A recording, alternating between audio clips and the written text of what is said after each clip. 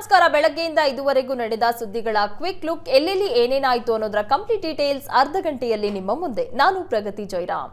CM ವಿರುದ್ಧ prosecution ದಂಗಲ್ನಲ್ಲಿ Congress HDK ವಿರುದ್ಧ ಅದೇ ಅಸ್ತ್ರವನ್ನ ತಿರುಗಿಸಿದೆ. ಇದರಿಂದ ರಾಜ್ಯದಲ್ಲಿ ದ್ವೇಷದ ರಾಜಕಾರಣ ಎನ್ನಲಾಗ್ತಾ ಇದೆ. ಇತ್ತ ದರ್ಶನ್ ಜೈಲು ಸೇರಿ 60 ದಿನವಾದರೂ ಮನೆಯೂಟದ ಭಾಗ್ಯ ಇನ್ನೂ ಸಿಕ್ಕಿಲ್ಲ. ಇದೆಲ್ಲದರ ಜೊತೆಗೆ ಮತ್ತಷ್ಟು ಇಂಟ್ರೆಸ್ಟಿಂಗ್ ಸುದ್ದಿಗಳನ್ನ ನೋಡೋಣ ಕರ್ನಾಟಕ ನ್ಯೂಸ್ ಎಕ್ಸ್‌ಪ್ರೆಸ್‌ನಲ್ಲಿ. ರಾಜ್ಯದಲ್ಲಿ ಪ್ರಾಸಿಕ್ಯೂಷನ್ ದಂಗಲ್ ಜೋರಾಗಿದೆ. ಮುಡಾ ಪ್ರಕರಣದಲ್ಲಿ ಸಿಎಂ ವಿರುದ್ಧ ರಾಜ್ಯಪಾಲರು ಪ್ರಾಸಿಕ್ಯೂಷನ್ ಅನುಮತಿ ನೀಡ್ತಾ ಇದ್ದಂತೆ ರಾಜ್ಯ ರಾಜಕಾರಣ ಹೊಸ ಚಾಪು ಪಡೆದುಕೊಂಡಿದೆ. ಸಿಎಂ ವಿರುದ್ಧ ಪ್ರಾಸಿಕ್ಯೂಷನ್ ಬೆನ್ನಲ್ಲೇ ಕೌಂಟರ್ ತಂತ್ರಕ್ಕೆ ಕಾಂಗ್ರೆಸ್ ಮುಂದಾಗಿದೆ.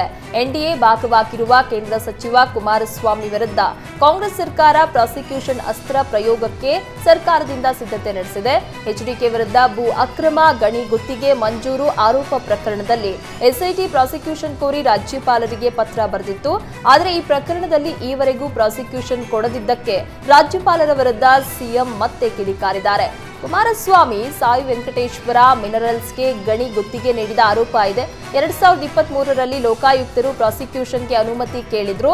ರಾಜ್ಯಪಾಲರು ಸುಮ್ಮನಿದ್ರು. ಆದರೆ ಅಬ್ರಾಹಂ ನನ್ನ ವಿರುದ್ಧ ಬೆಳಗ್ಗೆ 11 ಗಂಟೆಗೆ ದೂರು ಕೊಡ್ತಾರೆ, ರಾತ್ರಿ 10 ಗಂಟೆಗೆ ನನಗೆ ಶೋಕಾಸ್ ನೋಟಿಸ್ ಕೊಡ್ತಾರೆ. ಇದು ರಾಜ್ಯಪಾಲರ ತಾರತಮ್ಯ ನೀತಿ ಅಲ್ವಾ ಅಂತ ಕಿಡಿಕಾರಿದ್ರು. ಪ್ರಾಸಿಕ್ಯೂಷನ್ ತೂಗುಗತಿಯಿಂದ ಸದ್ಯಕ್ಕೆ ಸಿಎಂ ಸೇಫ್ ಆಗಿದ್ದಾರೆ. ತಾತ್ಕಾಲಿಕ ರಿಲೀಫ್ ಬೆನ್ನಲ್ಲೇ ಸಿಎಂ ಸಿದ್ದರಾಮಯ್ಯ ಕಾನೂನು ತಜ್ಞರ ಮೊರೆ ಹೋಗಿದ್ದು ತಜ್ಞರ ಜೊತೆ ಸಮಾಲೋಚನೆ ನಡೆಸ್ತಾ ಇದ್ದಾರೆ. ಮುಂದಿನ ಹೋರಾಟ ಹೇಗಿರಬೇಕು ಅಂತ ಸಿಎಂ ಸಿದ್ದರಾಮಯ್ಯ ಚರ್ಚೆ ನಡೆಸಿದ್ದಾರೆ. ಬೇರೆ ಯಾವ ರಾಜ್ಯಗಳಲ್ಲಿ ಈ ರೀತಿ ಪರಿಸ್ಥಿತಿ ಬಂದಿತ್ತು, ಬೇರೆ ರಾಜ್ಯದ ಸಿಎಂಗಳು ಹೇಗೆ ಕಾನೂನು ಸಮರವನ್ನ ಎದುರಿಸಿದ್ರು, ಹೀಗೆ ಹಲವು ವಿಚಾರಗಳ ಬಗ್ಗೆ ಕಾನೂನು ತಜ್ಞರ ಜೊತೆ ಚರ್ಚೆ ನಡೆಸಿದ್ದಾರೆ. ಕೇಂದ್ರ ಸಚಿವ ಕುಮಾರಸ್ವಾಮಿ ವಿರುದ್ಧ ಪ್ರಾಸಿಕ್ಯೂಷನ್ಗೆ ಕಾಂಗ್ರೆಸ್ ನಾಯಕರು ಆಗ್ರಹಿಸಿದ್ದಾರೆ. ಕುಮಾರಸ್ವಾಮಿ ವಿರುದ್ಧ ಎಸ್ಐಟಿ ಪ್ರಾಸಿಕ್ಯೂಷನ್ಗೆ ಅನುಮತಿ ಕೇಳಿದ್ರು. ರಾಜ್ಯಪಾಲರು 10 ತಿಂಗಳಿಂದ ತಲೆ ಕೆಡಿಸಿಕೊಂಡಿಲ್ಲ. ರಾಜ್ಯಪಾಲರು 10 ತಿಂಗಳಿಂದ ಸುಮ್ಮನಿರೋದು ಯಾಕೆ ಅಂತ ಹೇಳಬೇಕು ಅಂತ ದಿನೇಶ್ ಗುಂಡೂರಾವ್ ಕಿಡಿಕಾರಿದ್ರು.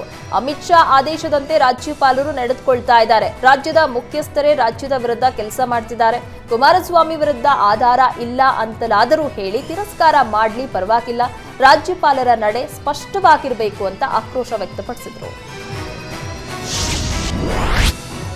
ಸಿಎಂ ವಿರುದ್ಧ ಪ್ರಾಸಿಕ್ಯೂಷನ್ಗೆ ಅನುಮತಿ ನೀಡಿದ ರಾಜ್ಯಪಾಲರ ವಿರುದ್ಧ ಕಾಂಗ್ರೆಸ್ ನಾಯಕ ಬಿಕೆ ಹರಿಪ್ರಸಾದ್ ಕಿಡಿಕಾರಿದ್ದಾರೆ.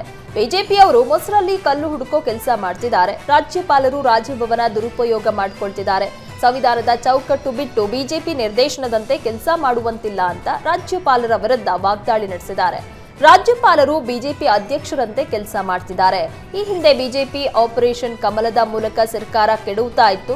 ಆದರೆ ಈಗ ವಾಮ ಮಾರ್ಗದ ಮೂಲಕ ಸರ್ಕಾರ ಅಸ್ಥಿರಗೊಳಿಸೋದಕ್ಕೆ ಯತ್ನಿಸ್ತಾ ಇದ್ದಾರೆ. ಸದ್ಯ ಹೈಕೋರ್ಟ್ ರಿಲೀಫ್ ಕೊಟ್ಟಿದೆ. ನ್ಯಾಯಾಂಗ ಹೋರಾಟ ಮುಂದುವರಿಸೋದಾಗಿ ಹರಿಪ್ರಸಾದ್ ಹೇಳಿದ್ದಾರೆ. ರಾಜ್ಯದಲ್ಲೂ ಬಾಂಗ್ಲಾದೇಶದ ರೀತಿ ದಂಗೆ ನಡೆಯುತ್ತೆ ಎಂದ ಐವಾನ್ ಡಿಸೋಜಾ ವಿರುದ್ಧ ಸಂಸದ ಗೋವಿಂದ ಕಾರಜೋಳ ಕಿಡಿಕಾರಿದ್ದಾರೆ. ಐವಾನ್ ಡಿಸೋಜಾಗೆ ಪಾಕಿಸ್ತಾನದ ಉಗ್ರರ ನಂಟಿದೆ. ಐವಾನ್ ಡಿಸೋಜಾಗೆ ದೇಶದ್ರೋಹಿ ಪಟ್ಟ ಕಟ್ಟಬೇಕು. ಎಂಎಲ್ಸಿ ಸ್ಥಾನದಿಂದ ಐವಾನ್ ಡಿಸೋಜಾರನ್ನ ವಜಾ ಮಾಡಬೇಕು ಅಂತ ಸಂಸದ ಗೋವಿಂದ ಕಾರಜೋಳ ಆಗ್ರಹಿಸಿದ್ದಾರೆ.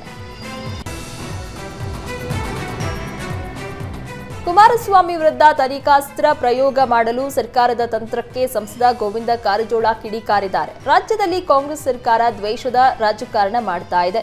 ಸರ್ಕಾರ ಬಂದು 1.5 ವರ್ಷಗಳಾಗಿವೆ. ಇಷ್ಟು ದಿನ ಸಿಎಂ ಸಿದ್ದರಾಮಯ್ಯ ನಿದ್ದೆ ಮಾಡ್ತಿದ್ದೀರಾ ಎಂದು ಸಿಎಂ ಸಿದ್ದರಾಮಯ್ಯ ವಿರುದ್ಧ ಸಂಸದ ಕಾರಜೋಳ ವಾಗ್ದಾಳಿ ನಡೆಸಿದ್ದಾರೆ. ರಾಜ್ಯಪಾಲರು ದಲಿತರು ಎಂಬ ಕಾರಣಕ್ಕೆ ಕಾಂಗ್ರೆಸ್ ನಾಯಕರು ಹಗುರವಾಗಿ ಮಾತನಾಡಿದ್ದಾರೆ. ಕಾಂಗ್ರೆಸ್ಸಿಗರು ರಾಜ್ಯಪಾಲರ ತೇಜೋವಧೆ ಮಾಡಿದ್ದಾರೆ ಅಂತ ಕಾಂಗ್ರೆಸ್ ವಿರುದ್ಧ ಛಲವಾದಿ ನಾರಾಯಣಸ್ವಾಮಿ ಕಿಡಿಕಾರಿದ್ದಾರೆ. ರಾಜ್ಯಪಾಲರ ವಿರುದ್ಧ ಅವಾಚ್ಯ ಶಬ್ದಗಳಿಂದ ನಿಂದಿಸಿದ್ದಾರೆ. ಅವಾಚ್ಯ ಪದ ಬಳಸಿದ್ರು ಮಲ್ಲಿಕಾರ್ಜುನ ಖರ್ಗೆ ಈಗ್ಯಾಕೆ ಮೌನವಾಗಿದ್ದಾರೆ? ಖರ್ಗೆ ಮತ್ತು ಮರಿ ಖರ್ಗೆ ಎಲ್ಲಿದ್ದಾರೆ ಅಂತ ಛಲವಾದಿ ನಾರಾಯಣಸ್ವಾಮಿ ಪ್ರಶ್ನಿಸಿದ್ದಾರೆ. ಬಾಂಗ್ಲಾ ಪ್ರಧಾನಿ ಸ್ಥಿತಿ ರಾಜ್ಯಪಾಲರಿಗೆ ಬರುತ್ತೆ ಎಂದಿದ್ದ ಐವಾನ್ ಡಿಸೋಜಾ ವಿರುದ್ಧ ಮಾಜಿ ಗೃಹ ಸಚಿವ ಆರಗ ಜ್ಞಾನೇಂದ್ರ ಕಿಡಿಕಾರಿದ್ದಾರೆ. ಐವಾನ್ ಡಿಸೋಜಾ ಅಲ್ಲ, ಅವರು ಹೈವಾನ್ ಡಿಸೋಜಾ. ನೀವು ಹೈವಾನ್ ಡಿಸೋಜಾ ಆಗಲು ಹೋಗಬೇಡಿ ಅಂತ ವಾಗ್ದಾಳಿ ನಡೆಸಿದ್ದಾರೆ. ಕಾಂಗ್ರೆಸ್ ಬೆದರಿಸುವ ತಂತ್ರಕ್ಕೆ ಮುಂದಾಗಿದೆ. ರೌಡಿಗಳು ಮಾಡುವ ತಂತ್ರವನ್ನ ಕಾಂಗ್ರೆಸ್ ಮಾಡ್ತಾ ಇದೆ. ಐವಾನ್ ಡಿಸೋಜಾ ಘನತೆಯಿಂದ ಮಾತನಾಡುವುದನ್ನ ಕಲಿಯಲಿ ಅಂತ ಆರಗ ಜ್ಞಾನೇಂದ್ರ ಕಿಡಿಕಾರಿದ್ದಾರೆ. ಮುಡಾ ಹಗರಣ ಸಿಎಂಗೆ ಮಹಾ ಸಂಕಷ್ಟ ತಂದೊಡ್ಡಿದೆ. ಇದರ ನಡುವೆ ಸಿದ್ದರಾಮಯ್ಯ ಬಳಿಕ ಕಾಂಗ್ರೆಸ್ನಲ್ಲಿ ಸಿಎಂ ರೇಸ್ನಲ್ಲಿ ಡಿಕೆಶಿ ಮೊದಲ ಸ್ಥಾನದಲ್ಲಿದ್ದಾರೆ. ಹೀಗಾಗಿ 5 ವರ್ಷ ಸಿದ್ದರಾಮಯ್ಯ ಸಿಎಂ ಆಗಿ ಇರ್ತಾರಾ ಎಂಬ ಪತ್ರಕರ್ತರ ಪ್ರಶ್ನೆಗೆ ರಾಜ್ಯದಲ್ಲಿ ಇನ್ನೂ 10 ವರ್ಷ ನಮ್ಮದೇ ಆಡಳಿತ ಇರುತ್ತೆ ಅಂತ ಸಿಎಂ ಡಿಕೆಶಿ ಜಾಣ್ಮೆಯ ಉತ್ತರ ನೀಡಿದ್ದಾರೆ. ಇಡೀ ಪಕ್ಷ ಸಿದ್ದರಾಮಯ್ಯ ಅವರ ಬೆಂಬಲಕ್ಕೆ ನಿಂತಿದ್ದೇವೆ. ಮಲ್ಲಿಕಾರ್ಜುನ ಖರ್ಗೆ, ರಾಹುಲ್ ಗಾಂಧಿ ಎಲ್ಲರೂ ಸಿಎಂ ಬೆಂಬಲಕ್ಕೆ ಇದ್ದಾರೆ ಎಂದಿದ್ದಾರೆ. 40 ವರ್ಷದ ರಾಜಕೀಯದಲ್ಲಿ ಸಿಎಂ ಯಾರಿಗೂ ಹೆದರಿಲ್ಲ. ಎಲ್ಲಿ ನ್ಯಾಯ ಇರುತ್ತೋ ಅಲ್ಲಿ ನ್ಯಾಯಕ್ಕೆ ಜಯ ಇರುತ್ತೆ. ನಮ್ಮ ಮುಖ್ಯಮಂತ್ರಿಗಳು ಯಾವುದೇ ತಪ್ಪು ಮಾಡಿಲ್ಲ, ಯಾವುದಕ್ಕೂ ಹೆದರೋದಿಲ್ಲ ಅಂತ ಹೇಳಿದರು. 100ಕ್ಕೆ 100ರಷ್ಟು ಸಿದ್ದರಾಮಯ್ಯ ಅವರೇ ಸಿಎಂ ಆಗಿರ್ತಾರೆ. ಸಿದ್ದರಾಮಯ್ಯ ಬದಲಾವಣೆ ಸಾಧ್ಯವೇ ಇಲ್ಲ ಅಂತ ಸಚಿವ ಸತೀಶ್ ಜಾರಕಿಹೊಳಿ ಹೇಳಿದ್ದಾರೆ. ಸಿಎಂ ಮೇಲಿನ ಯಾವುದೇ ಆರೋಪ ಸಾಬೀತಾಗಿಲ್ಲ. ಸಿದ್ದರಾಮಯ್ಯ ಅವರನ್ನ ಬಿಜೆಪಿ ಟಾರ್ಗೆಟ್ ಮಾಡಿದೆ. ಹೈಕಮಾಂಡ್ ಸಿದ್ದರಾಮಯ್ಯ ಬೆನ್ನಿಗೆ ನಿಲ್ಲಲೇಬೇಕು, ಇಲ್ಲದೇ ಇದ್ರೆ ತೆಲಂಗಾಣ, ಹಿಮಾಚಲ ಪ್ರದೇಶದಲ್ಲೂ ಬದಲಾಗುತ್ತೆ ಅಂತ ಸತೀಶ್ ಜಾರಕಿಹೊಳಿ ಆಗ್ರಹಿಸಿದ್ದಾರೆ. ಮಾಜಿ ಸಿಎಂ ಕುಮಾರಸ್ವಾಮಿ ವಿರುದ್ಧ ರಾಜ್ಯಪಾಲರಿಗೆ ಪ್ರಾಸಿಕ್ಯೂಷನ್ಗೆ ಎಸ್ಐಟಿ ಅನುಮತಿ ಕೇಳಿರುವ ವಿಚಾರದ ಬಗ್ಗೆ ನಾನು ಮಾತನಾಡುವುದು ಸರಿಯಲ್ಲ. ಪಕ್ಷದ ಹಿರಿಯರು ಈ ಬಗ್ಗೆ ಮಾತನಾಡ್ತಾರೆ ಎಂದು ಸಂಸದ ಬಿವೈ ರಾಘವೇಂದ್ರ ತಿಳಿಸಿದ್ದಾರೆ.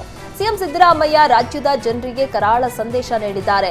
ಹಿಂದುಳಿದ ವರ್ಗದ 900 ಸಮುದಾಯ ಭವನದಲ್ಲಿ ನೀಡಿದ 300 ಕೋಟಿ ಹಣ ವಾಪಸ್ ಪಡೆದಿದ್ದಾರೆ. ಇದು ನಾಚಿಕೆಗೇಡಿನ ಸರ್ಕಾರ. ಗ್ಯಾರಂಟಿ ಬಿಟ್ರೆ ಬೇರೆ ಯಾವುದೇ ಸಾಧನೆ ಇಲ್ಲ, ಯಾವುದೇ ಅಭಿವೃದ್ಧಿ ಕಾರ್ಯ ಆಗಿಲ್ಲ ಅಂತ ಕಿಡಿಕಾರಿದರು. ರಾಜ್ಯದ ಜನ ಈ ಸರ್ಕಾರದ ವಿರುದ್ಧ ಈಗಾಗಲೇ ಬೇಸತ್ತು ಹೋಗಿದ್ದಾರೆ ಅಂತ ವಾಗ್ದಾಳಿ ನಡೆಸಿದರು. ಸಿಎಂ ವಿರುದ್ಧ ರಾಜ್ಯಪಾಲರಿಂದ ಪ್ರಾಸಿಕ್ಯೂಷನ್ ಅನುಮತಿ ಖಂಡಿಸಿ ಶಿವಮೊಗ್ಗದ ಹೊಸನಗರದಲ್ಲಿ ಕಾಂಗ್ರೆಸ್ ಕಾರ್ಯಕರ್ತರು ಬೃಹತ್ ಪ್ರತಿಭಟನೆ ನಡೆಸಿದರು. ಹೊಸನಗರದಲ್ಲಿ ಮಾನವ ಸರಪಳಿ ನಡೆಸಿ ಕಾಂಗ್ರೆಸ್ ಕಾರ್ಯಕರ್ತರು ಬೃಹತ್ ಪ್ರತಿಭಟನೆ ಮಾಡಿದ್ರು. ಸರ್ಕಾರ ಅಸ್ಥಿರಗೊಳಿಸಲು ಬಿಜೆಪಿ ಷಡ್ಯಂತ್ರ ನಡೆಸ್ತಾ ಇದೆ. ಮುಡಾ ಹಗರಣಕ್ಕೆ ಸಂಬಂಧಿಸಿದ ಸಿಎಂ ಸಿದ್ದರಾಮಯ್ಯ ವಿರುದ್ಧ ಪ್ರಾಸಿಕ್ಯೂಷನ್ಗೆ ಅನುಮತಿ ನೀಡಿರುವ ರಾಜ್ಯಪಾಲರ ನಿರ್ಧಾರ ಖಂಡನೀಯ ಅಂತ ವಾಗ್ದಾಳಿ ನಡೆಸಿದ್ರು. ಪಟ್ಟಣ ಪಂಚಾಯತ್ ಅಧ್ಯಕ್ಷ, ಉಪಾಧ್ಯಕ್ಷ ಆಯ್ಕೆ ಚುನಾವಣೆ ಹಿನ್ನೆಲೆ ಯಲ್ಲಾಪುರ ಶಾಸಕ ಶಿವರಾಮ್ ಹೆಬ್ಬಾರ್ಗೆ ಬಿಜೆಪಿ ವಿಪ್ ಜಾರಿ ಮಾಡಿದೆ.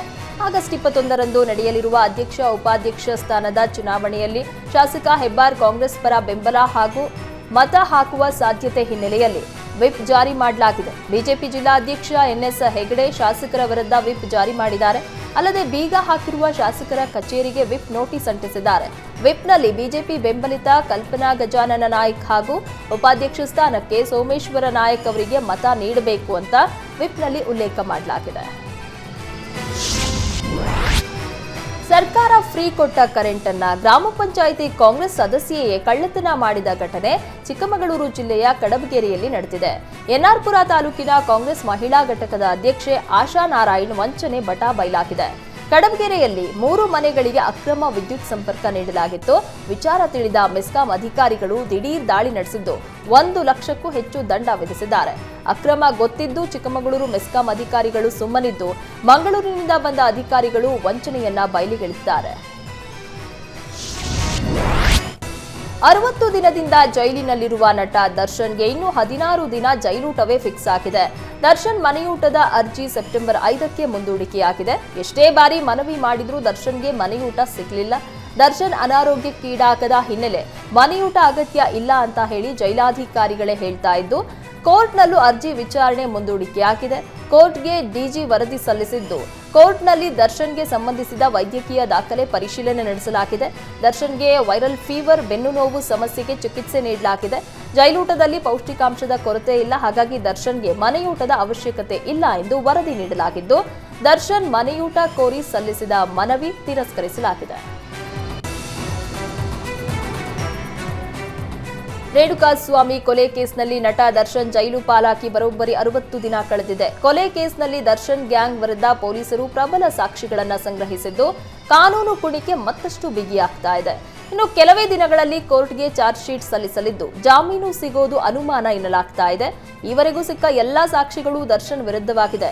ಅಷ್ಟೇ ಅಲ್ಲ, ಇನ್ನು 3 ದಿನದಲ್ಲಿ ಹೈದರಾಬಾದ್ನ ಎಫ್ಎಸ್ಎಲ್ನಿಂದ ವರದಿ ಬರಲಿದ್ದು ಭಾರೀ ಕುತೂಹಲ ಮೂಡಿಸಿದೆ.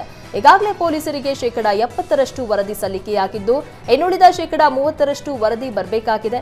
ಆರೋಪಿಗಳ ಐಫೋನ್ ರಿಟ್ರೀವ್, ಡಿಲೀಟ್ ಆಗಿರುವ ದೃಶ್ಯ ಸೇರಿದಂತೆ ಹಲವು ಸಾಕ್ಷಿಗಳು ಪೊಲೀಸರ ಕೈ ಸೇರಲಿದ್ದು, ರಿಟ್ರೀವ್ ಆದ ವಿಡಿಯೋಗಳನ್ನು ಪೊಲೀಸರು ಪರಿಶೀಲಿಸಲಿದ್ದಾರೆ.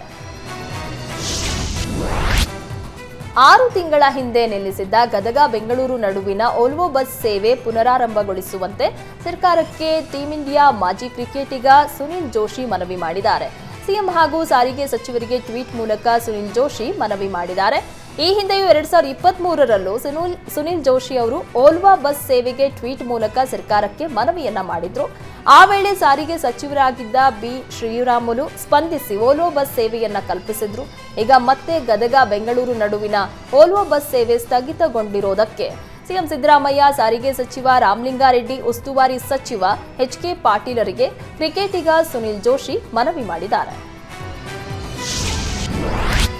ಯಾದಗಿರಿ ಜಿಲ್ಲೆಯ ಸುರಪುರ ತಾಲೂಕಿನ ಜಾಲಿಬೆಂಚಿ ಗ್ರಾಮದಲ್ಲಿ 1 ವಾರದಿಂದ ಕೋತಿಗಳ ನಿರಂತರ ಕಾಟಕ್ಕೆ ಬೇಸತ್ತಿದ್ದ ಗ್ರಾಮಸ್ಥರು ಈಗ ನಿಟ್ಟುಸಿರು ಬಿಟ್ಟಿದ್ದಾರೆ.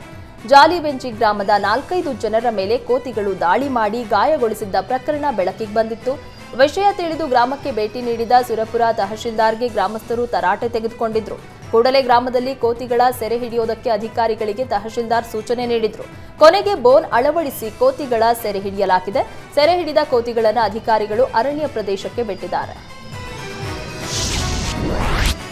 ಅಪ್ರಾಪ್ತೆಗೆ ಅಪ್ರಾಪ್ತನೊಬ್ಬ ಚಾಕು ಇರಿದಿರುವ ಘಟನೆ ದಕ್ಷಿಣ ಕನ್ನಡದ ಪುತ್ತೂರಿನ ಕೊಂಬೆಟ್ಟುವಿನಲ್ಲಿ ನಡೆದಿದೆ. ಪುತ್ತೂರಿನ ಕೊಂಬೆಟ್ಟು ಕಾಲೇಜಿನಲ್ಲಿ ದ್ವಿತೀಯ ಪಿಯುಸಿ ಓದ್ತಾ ಇದ್ದ ವಿದ್ಯಾರ್ಥಿನಿ ಕೈಗೆ ಅದೇ ಕಾಲೇಜಿನ ವಿದ್ಯಾರ್ಥಿ ಚಾಕು ಇರಿದಿದ್ದಾನೆ. ಕೂಡಲೇ ವಿದ್ಯಾರ್ಥಿಗಳಿಗೆ ಪುತ್ತೂರು ಸರ್ಕಾರಿ ಆಸ್ಪತ್ರೆಯಲ್ಲಿ ಚಿಕಿತ್ಸೆ ನೀಡಲಾಗಿದೆ. ಪುತ್ತೂರು ನಗರ ಠಾಣೆ ಪ್ರಕರಣ ದಾಖಲಾಗಿದ್ದು ಆರೋಪಿಯನ್ನ ಬಂಧಿಸಿ ಪೊಲೀಸರಿಂದ ತನಿಖೆ ಮುಂದುವರೆದಿದೆ. ವಿದ್ಯಾರ್ಥಿನಿಗೆ ಚಾಕು ಇರಿದಿರುವ ಪ್ರಕರಣವನ್ನ ಕಾಲೇಜಿನ ಶಿಕ್ಷಕಿ ಮುಚ್ಚಿ ಹಾಕೋದಕ್ಕೆ ಯತ್ನಿಸಿದ್ರು ಎಂಬ ಆರೋಪವೂ ಕೇಳಿಬಂದಿದೆ. ಆಸ್ಪತ್ರೆಯಲ್ಲಿ ಚಿಕಿತ್ಸೆ ಕೊಡಿಸುವಾಗ ಕೈಗೆ ಗಾಜು ತಗುಲಿ ಗಾಯ ಆಗಿದೆ ಅಂತ ಹೇಳುವಂತೆ ಶಿಕ್ಷಕಿ ಅಪ್ರಾಪ್ತೆ ಮೇಲೆ ಒತ್ತಡ ಹಾಕಿದ ಆರೋಪ ಕೇಳಿಬಂದಿದೆ. ಅಪ್ರಾಪ್ತೆ ಮೇಲೆ ಕಾಲೇಜು ಶಿಕ್ಷಕಿ ಒತ್ತಡ ಹಾಕಿದ್ದಕ್ಕೆ ಕಾಲೇಜಿನ ವಿರುದ್ಧ ವಿದ್ಯಾರ್ಥಿ ಸಂಘಟನೆಗಳು ಆಕ್ರೋಶ ವ್ಯಕ್ತಪಡಿಸಿವೆ. ಈ ವೇಳೆ ಕಾಲೇಜು ಆಡಳಿತ ಮಂಡಳಿ ವಿರುದ್ಧ ಕ್ರಮಕ್ಕೆ ಆಗ್ರಹಿಸಿ ಪ್ರತಿಭಟನೆ ನಡೆಸಿದರು.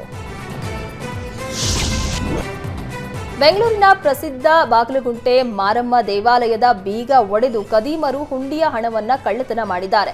ದೇವಾಲಯದ 2 ಹುಂಡಿಯಲ್ಲಿದ್ದ 20 ಲಕ್ಷಕ್ಕೂ ಹೆಚ್ಚು ಹಣವನ್ನ ಕದ್ದು ಪರಾರಿಯಾಗಿದ್ದಾರೆ. ಬೆಳಗ್ಗೆ ದೇವಸ್ಥಾನದ ಅರ್ಚಕ ಪೂಜೆಗೆ ದೇವಾಲಯಕ್ಕೆ ಬಂದಾಗ ಘಟನೆ ಬೆಳಕಿಗೆ ಬಂದಿದೆ.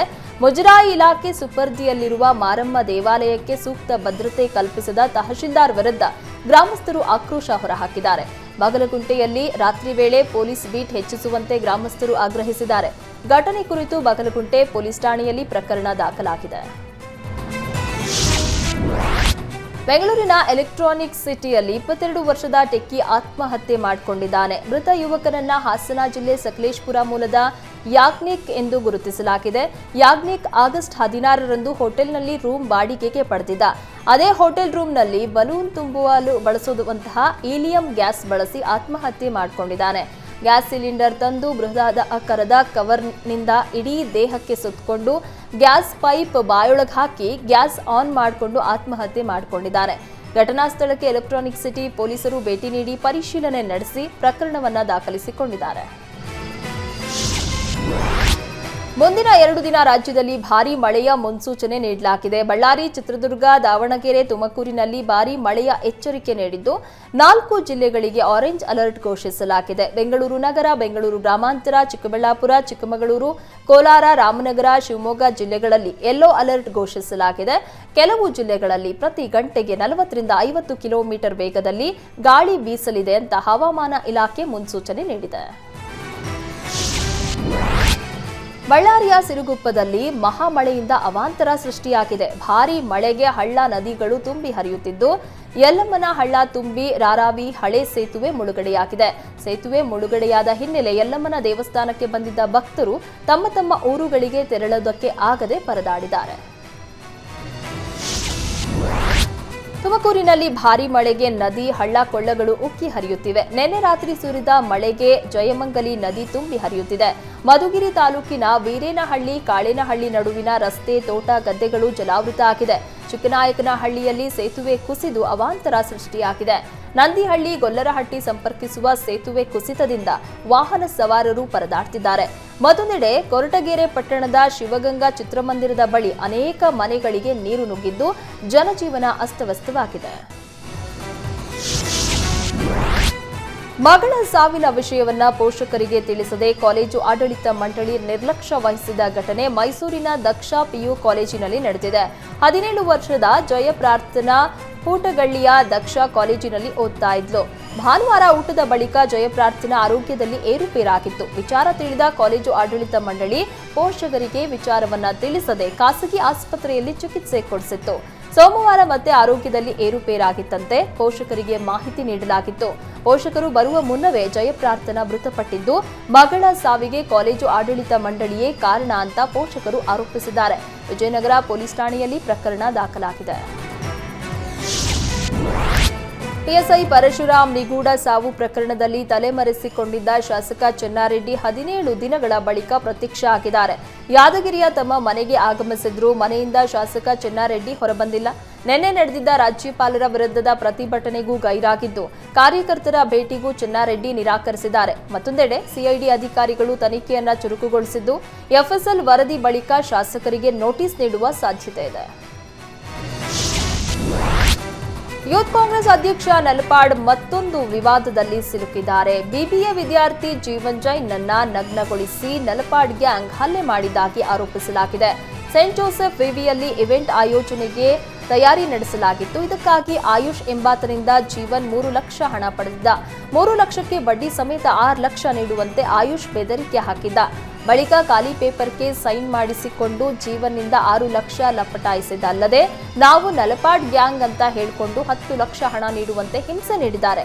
ಅಲ್ಲದೆ ಜೀವನ್ನ ನಗ್ನ ವಿಡಿಯೋ ಮಾಡಿ ಸೋಷಿಯಲ್ ಮೀಡಿಯಾದಲ್ಲೂ ಹಾಕಿದ್ದು, ಪೊಲೀಸರಿಗೆ ದೂರು ನೀಡದಂತೆ ಬೆದರಿಸಿದ್ದಾರೆ. ಇದರಿಂದ ಬೇಸತ್ತ ಜೀವನ್ ಕೆಂಗೇರಿ ಠಾಣೆಗೆ ದೂರನ್ನ ನೀಡಿದ್ದು, ಆರೋಪಿಗಳಿಗಾಗಿ ಪೊಲೀಸರು ಬಲೆ ಬೀಸಿದ್ದಾರೆ.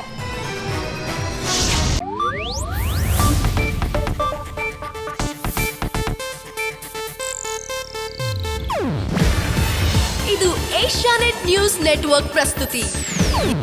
ನೀವು ನೋಡ್ತಿದ್ದೀರಾ ಏಷ್ಯಾನೆಟ್ ಸುವರ್ಣ ನ್ಯೂಸ್.